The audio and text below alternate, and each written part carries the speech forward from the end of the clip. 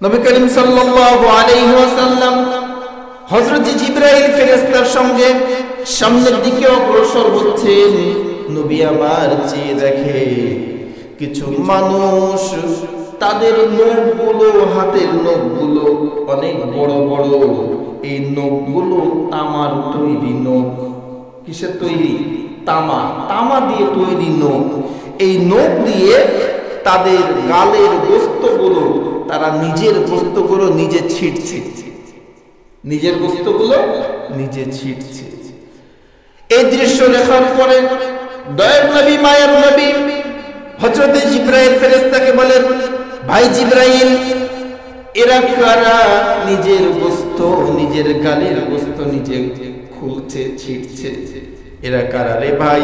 কোন পাপের কারণে, কোন অপরাধের কারণে আল্লাহ এদেরকে এই শাস্তি দিয়েছে?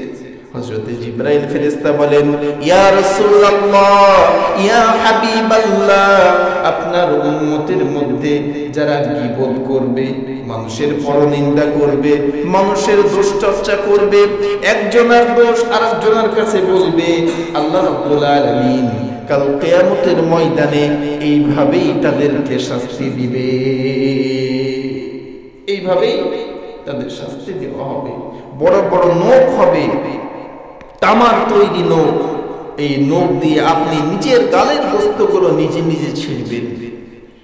নবী করিম সাল্লাল্লাহু আলাইহি ওয়াসাল্লাম অন্য হাদিসের মধ্যে বলেন, আল গীবাদু আশাদ্দু মিনাজ জিনা, গীবাদ জিনার চেয়েও ভয়ঙ্কর, গীবাদ জিনার চেয়েও খারাপ।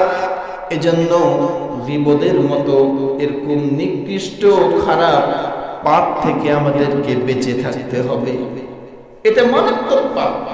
আর এই গীবতটা এমন ভাবে সংগঠিত হয়, মনের অজান্তে আপনি বুঝতেও পারবেন না যে কারো গীবত করছেন।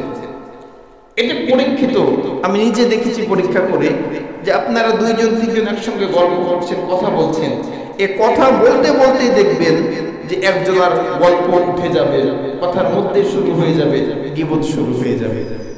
এজন্য ভাইরা আমার, এই জবান, এই মুখ, এটি খুবই গুরুত্বপূর্ণ, সেন্সিটিভ একটি জিনিস। আপনি মুখ দিয়ে কি বলছেন এটা সবসময় খেয়াল রাখবেন যে আমি কি বলছি। একান্ত আপনজনের আমার অন্য হাদিসে নবী করিম সাল্লাল্লাহু আলাইহি ওয়াসাল্লাম বলেন, তোমরা যদি দুইটি জিনিসের গ্যারান্টি আমাকে দিতে পারো, আমি নবী তোমাদের জন্য জান্নাতের গ্যারান্টার হয়ে যাব। বলুন সুবহানাল্লাহ। কয়টি জিনিস? দুইটি।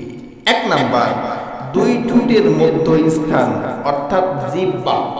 এই জিহ্বা দিয়ে কিন্তু আমরা কি করি? মুখ দিয়ে, ঠোঁট দিয়ে কথা বলি। নবীজি বললেন, এই জিহ্বা অর্থাৎ কথা, কথা একেবারে মেপে মেপে এই মুখ দ্বারা, জিহ্বা দ্বারা কোনো অপরাধ যদি তুমি না করো বান্দা, আমি তোমার জন্য জান্নাতে গ্যারান্টার হয়ে যাবে। এক নাম্বার। দুই নাম্বার, দুই অরুর মধ্যখান স্থান অর্থাৎ লজ্জা স্থান। এই দুইটা পাপ থেকে, এই দুইটা জিনিসের ব্যবহার যদি সুন্দরভাবে করতে পারো, আমি নবী তোমার জান্নাতের গ্যারান্টার হয়ে যাবে। সুবহানাল্লাহ। এজন্য এই দুইটা জিনিস ভাই আমাদেরকে খুবই সাবধানে ব্যবহার করতে হবে।